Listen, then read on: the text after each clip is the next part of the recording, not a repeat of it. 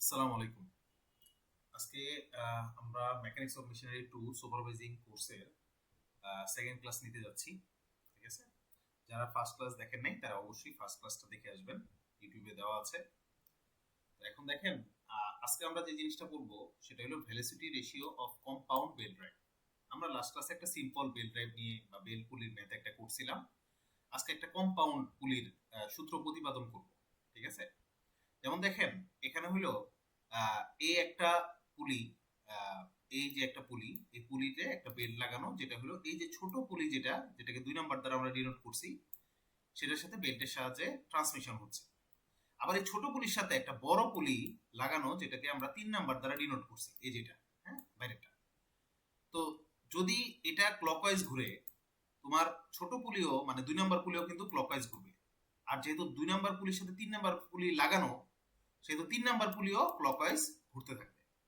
তো 3 নাম্বার পুলি যদি ঘুরে, এটার সাথে যে 4 নাম্বার পুলিটা লাগানো আছে আরেকটা বেল দিয়ে, এটাও কিন্তু ক্লকওয়াইজ ঘুরতে থাকবে। তো এইভাবে অনেকগুলা পুলি পরস্পরের সাথে যখন লাগানো হয়, তখন এটাকে বলা হয় কম্পাউন্ড বেল ড্রাইভ। তো আশা করি বুঝতে পারছো, হ্যাঁ? তো এই চিত্রর যদি আমরা ভেতরে গঠন দেখি, তাহলে এই যে 1 নাম্বারের সাথে 2 নাম্বারটা লাগানো, এই 2 নাম্বারের সাথে আবার 3 নাম্বার কম্পাউন্ডেড করা, এই 3 নাম্বারের সাথে আবার 4 নাম্বার লাগানো। তাহলে এখানে দেখো টোটাল বেল ড্রাইভ কয়টা? টোটাল বেল ড্রাইভ কিন্তু দুইটা। এই যে একটা বেল ড্রাইভ, আর এটা হলো একটা belt drive. Total belt drive কেন বললাম এটা একটু পরে আমরা যখন স্লিপ করব তখন তোমরা বুঝতে পারবে। তো এখানে দেখো, প্রথমে পুলির ওয়ানের ডায়ামিটার দেওয়া, পুলির স্পিড দেওয়া আছে পুলি ওয়ানের। তো এটা হলো আরপিএম এ। সিমিলার ভাবে D2 D3 D4, যেহেতু এখানে 4টা তোমার পুলি আছে, এই যে 4টা ছোট পুলি, তারপর বড় পুলি, তারপর এই যে আরেকটা ছোট পুলি, টোটাল 4টা পুলি যেহেতু দেওয়া, এগুলোর ডায়ামিটার হলো D2 D3 D4, এবং N2 N3 N4 এগুলোর হলো স্পিড। ওকে? তো আমরা ভেলোসিটি রেশিও 1 and 2, যেহেতু 1 এর সাথে 2 লাগানো আছে প্রথমে, হ্যাঁ, তো ভেলোসিটি রেশিও বের করার নিয়ম হলো ড্রিভেন পুলি, যেটা ড্রিভেন কোনটা, এই প্রথমে তুমি উপরেরটা ভুলে যাও, এই যে এটা তুমি ভুলে যাও, হ্যাঁ, প্রথমে এটা নিয়ে কল্পনা করো। তো এখানে দেখো 1 এর সাথে 2 লাগানো আছে, ঠিক আছে? তাহলে ড্রিভেন হলো এটা, আর ড্রাইভার হলো এটা, কারণ এটা যদি না ঘুরে এই 2 কিন্তু ঘুরবে না, সেহেতু 2 হলো ড্রিভেন আর 1 হলো ড্রাইভার। তো নিয়ম হলো ভেলোসিটি রেশিও বের করার, ড্রিভেন যেটা ওইটার স্পিড ডিভাইডেড বাই ড্রাইভারের স্পিড ইকুয়াল টু ড্রিভেনের ড্রাইভারের যে ডায়ামিটার আছে ডিভাইডেড বাই ড্রিভেনের ডায়ামিটার। তার মানে হলো এন এর সম্পর্ক ডি এর সাথে ব্যস্ত অনুপাতিক। ঠিক আছে? তুমি যদি উপরে ড্রিভেন লেখো, নিচে লিখতে হবে কি ড্রাইভার। তাহলে এই N2 এর যে ডায়ামিটারটা আছে, মানে 2 নাম্বার গিয়ারের যে, সরি, কি জানি বলা হয়, 2 নাম্বারের পুলির যে ডায়ামিটারটা আছে, সেই পুলিটা কিন্তু নিচে বসবে, কারণ ব্যস্ত অনুপাতিক সম্পর্ক। তাহলে N2 যদি আমি উপরে লিখি, D2 টা নিচে লিখবো, N1 যদি নিচে লিখি, উপরে হলো D1 লিখবো। এটাই হলো ভেলোসিটি রেশিও। ভেলোসিটি রেশিও কিন্তু তুমি আবার মন মতো N1 বাই N2 কিন্তু করতে পারবা না। সবসময় মনে রাখবা, ভেলোসিটি রেশিও বের করার নিয়মই হলো ড্রিভেনের স্পিড ডিভাইডেড বাই ড্রাইভারের স্পিড। এটাই হলো velocity ratio, driven divided by driver. এখানে দেখো ড্রিভেন কিন্তু 2 আর ড্রাইভার কিন্তু 1। ক্লিয়ার হয়েছে তো আশা করি? তো আবার দেখো 2 এর সাথে 3 লাগানো, আবার 2 এর সাথে যেহেতু একসাথে কম্পাউন্ড করা, তো কম্পাউন্ডের ক্যালকুলেশন করা লাগে না। 3 এর সাথে কিন্তু 4 লাগানো, তাহলে এখানে আরেকটা বেল ড্রাইভ আছে, রাইট? আমি প্রথমেই বলে নিছিলাম কিন্তু দুইটা বেল ড্রাইভ। তো সেকেন্ড বেল ড্রাইভের ক্ষেত্রে যদি খেয়াল করো, এই 3 নাম্বারটা কিন্তু ড্রাইভার, আর 4 নাম্বারটা হলো ড্রিভেন। কারণ 2 এর সাথে 3 লাগানো, যখন 3 ঘুরবে তখন 4 সেই অনুযায়ী ঘুরতে থাকবে। তাহলে 4 হলো ড্রিভেন, 3 হলো কি ড্রাইভার। তো আমরা সিমিলার ভাবে এটার স্পিড রেশিও কিভাবে কাউন্ট করব? N4 divided by N3। এই যে দেখো N4 ডিভাইডেড বাই N3, তাহলে ইকুয়াল টু কি হবে? যেহেতু ব্যস্তানুপাতিক, তাহলে N4 এর যে ডায়ামিটার এটা হলো এখানে দিব, আর N3 এর যে ডায়ামিটার এটা হলো উপরে দিব। আশা করি বুঝতে পারছো। তো এখন দুইটা ইকুয়েশন, এই একটা ইকুয়েশন এই একটা ইকুয়েশন যদি গুণ করো, বাম পাশের গুলো বাম পাশের সাথে গুণ করলে এই যে এটা আসে, আর ডান পাশের সাথে ডান পাশের গুলো গুণ করলে এটা আসে। তাহলে খেয়াল করো, এখানে ভালো করে যদি খেয়াল করো, তোমার এই 2 নাম্বার এবং 3 নাম্বার কি পরস্পরের সাথে লাগানো না? তাহলে 2 নাম্বার যেই স্পিডে ঘুরবে, 3 নাম্বারও কিন্তু সেই স্পিডে ঘুরবে, যেহেতু কম্পাউন্ডেড করা। তাহলে N2 আর N3 এর কি স্পিড কি সেম না? যদি স্পিড সেম হয়, তাহলে কি N2 আর N3 কি আমি কাটাকাটি করতে পারবো? এই যে দেখো এখানে যুক্তি লেখা আছে। ওকে? তাহলে কি দাঁড়ায় n4 ডিভাইডেড বাই n1 সমান সমান এই যে এই ক্যালকুলেশনটা চলে আসে। ঠিক আছে, এটাই হলো আমাদের ভেলোসিটি রেশিও বেল ড্রাইভের বের করা। ঠিক আছে, তো এটা যদি 6 পুলি থাকতো, মানে এখানে তোমার 4টা দিছি না, এখানে যদি 6টা পুলি থাকতো, খেয়াল করো প্যাটার্নটা, খেয়াল করো লাস্টেরটা n4 কিন্তু লাস্টেরটা, খেয়াল করছো 4 নাম্বার যেটার স্পিড ডিভাইডেড বাই ফার্স্টের স্পিড কিন্তু চলে আসছে, এই যে দেখছো n4 divide by n1। Similar ভাবে 6টা পুলি যদি থাকতো তাহলে 1 2 3 4 5 6 6টা পুলি যদি থাকতো তাহলে ভেলোসিটি রেশিও সূত্র কি হইতো, লাস্টেরটার ভেলোসিটি ডিভাইডেড বাই ফার্স্টেরটার ভেলোসিটি, মানে কি n6 divided by n1 equal two কি পরপর যেগুলা থাকে যেমন 1 2, এই যে দেখো এখানে কিন্তু 1 এর সাথে 2 এর সম্পর্ক, খেয়াল করছো?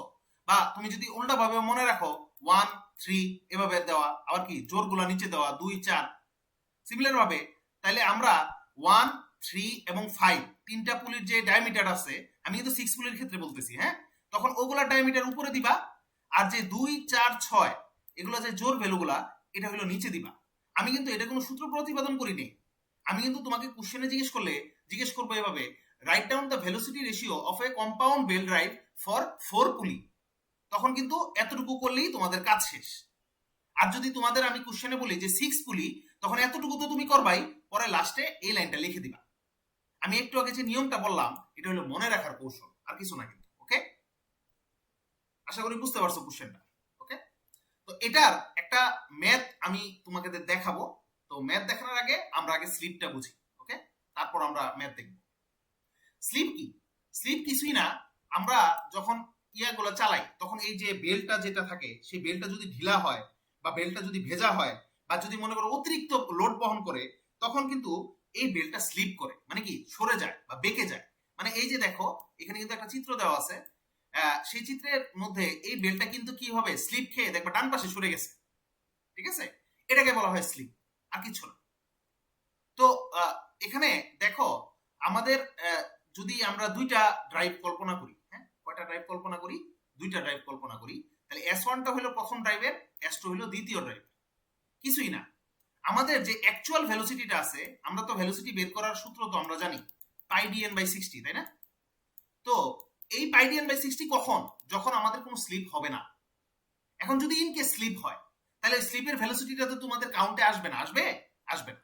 তো ওইটা কি করতে হবে, আমাদের এখান থেকে বিয়োগ দিতে হবে। এই যে দেখো পাই ডিএন বাই 60 যেহেতু প্রথম পুলির ক্ষেত্রে আমরা বের করছি, এই জন্য পাই ডি1 n1 বাই 60 লিখছি, minus pi D one n1 by 60 লিখছি, ঠিক আছে। বাট এটার পার্সপেক্টিভ যে স্লিপটা আছে, যেটাকে আমি পার্সেন্টেজ আকারে ধরছি যে এত পার্সেন্ট স্লিপ হইতে পারে, সেই স্লিপটা গুণ দিয়ে দিবা দ্বিতীয়টার সাথে। তাহলে তোমাদের মেইন ভেলোসিটি থেকে যেই ভেলোসিটিটা স্লিপ হয়েছে এটা বাদ হয়ে যাবে।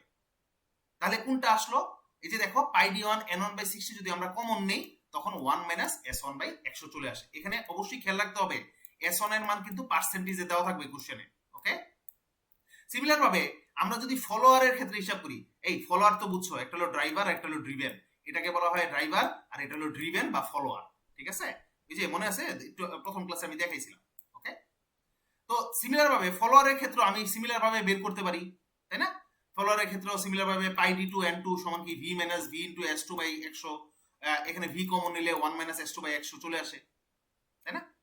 তো এখানে খেয়াল করো এখানে v কেন ইউজ করছি, তুমি আমারে বলো তো, ড্রাইভার থেকে যেই ভেলোসিটিটা আসে এটাই তো আমাদের ড্রিভেনে যায়, রাইট?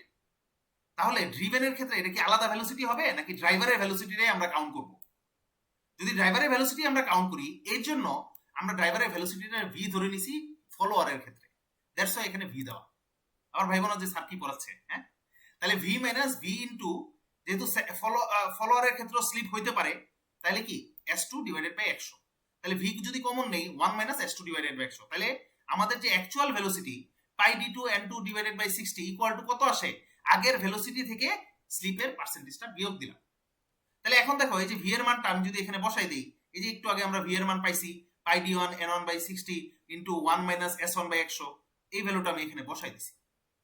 ঠিক আছে, তাহলে এখন দেখো কাটাকাটি যদি আমরা করি, তাহলে এই যে পাই পাই কাটাকাটি যায়, 60 60 কাটাকাটি যায়, তাই না? তাহলে কি থাকে, এই যে n1টা আছে, এই n1টা যদি আমরা এটা নিচে চলে আনি তাহলে n2 বাই n1 চলে আসে, আর এই d2টা যদি d1 এর নিচে দেই তাহলে d1 বাই d2 চলে আসে। আর এটা আমরা যদি একসাথে গুণ করি বা সিম্পলিফাই করি আমাদের কিন্তু এখানে 1 মাইনাস এই যে এই ভ্যালুটা চলে আসে। এখন বলতে পারো স্যার গুণ দিলে তো s1 s2 divided by 100 into 100 আসে, কারণ এটার সাথে যদি তুমি আলাদা গুণ দাও, আমি যদি তোমাকে একটু দেখাই, আমি কিন্তু এই যে এই পার্টটা কিভাবে গুণ দিছি এটা দেখাচ্ছি, খেয়াল করো। 1 মাইনাস s1 ডিভাইডেড বাই যদি 100 করি into 1 minus s2 divided by 100 করি, আমি কিন্তু শুধুমাত্র ওই পার্টটা দেখাচ্ছি, হ্যাঁ। তাহলে 1 minus s2 divided by 100 minus s1 divided by 100 minus s1 into s2 divided by 100 আসে, রাইট? তো এর মধ্যে এই যে অংশটা আছে, এই অংশটা s1 এবং s2 ভ্যালুটা কিন্তু খুবই কম। যেহেতু খুব কম সেহেতু আমরা এটা নিগলেক্ট করতে পারি। এই যে দেখো পাশে কিন্তু নিগলেক্টিং লেখা আছে, এটা কিন্তু তোমাদের পরীক্ষার হলে লিখতে হবে। ওকে, তাহলে কি দাঁড়াইলো? n2 divided by n1 equal to d1 divided by d2 into 1 minus এই অংশটা। আমি কিন্তু এই যে ক্যালকুলেশনটা দেখাই দিছি, এই যে এই অংশটার ক্যালকুলেশনটা দেখাই দিছি, হ্যাঁ। এই যে শুধুমাত্র s1 s2 টা বাদ যাবে। তো এখানে আমি যদি এই যে এই পরের দুই অংশটা যদি লসাগু করি তাহলে কি আসে? s1 plus s2। এই s1 প্লাস s2 রে আমরা টোটাল স্লিপ, কারণ s1 টা হলো কি ড্রাইভারে আর s2 হলো ফলোয়ারে, তাহলে এই টোটাল স্লিপটা আমি s equal to s1 plus s2 রে টোটাল পার্সেন্টেজ অফ স্লিপ দ্বারা যদি ডিনোট করি তাহলে n2 divided by n1 equal to d1 by d2 into কি 1 মাইনাস s বাই 100 চলে আসে। এটা কি একটা ড্রাইভের ক্ষেত্রে, তাই না? আমরা একটু আগে দুইটা ড্রাইভের ক্ষেত্রে এই যে স্পিডটা দেখছিলাম, তাই না? এই যে স্পিড, এটা কখন? যখন স্লিপ থাকবে না। কিন্তু এটা কখন? যখন স্লিপ থাকবে। এটা কিন্তু একটা ড্রাইভের ক্ষেত্রে, দুইটা ড্রাইভের কিন্তু দুই ভাবে গুণ হবে। আমরা ম্যাথের ক্ষেত্রে এই জিনিসটা ক্লিয়ার করব। তো আশা করি তোমরা এই স্লিপের জিনিসটা বুঝতে পারছো, রাইট?